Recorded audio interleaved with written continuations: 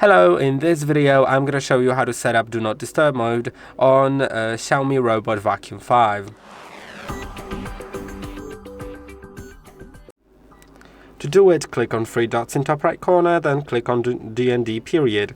Now, you can enable or disable DND, which is Do Not Disturb, and in that time, the robot will lower the voice volume and turn off the indicators. Dust will not be emptied automatically into the dust bag, and the scheduled cleanups won't happen.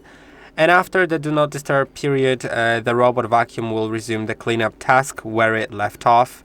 So if it starts cleaning and then Do Not Disturb begins, it'll return, and then after that Do Not Disturb period, it'll resume the cleanup task. You can change the starting time and the ending time here, and that's basically it. I hope that this video was helpful. Don't forget to like and subscribe, and I'll see you in the next one.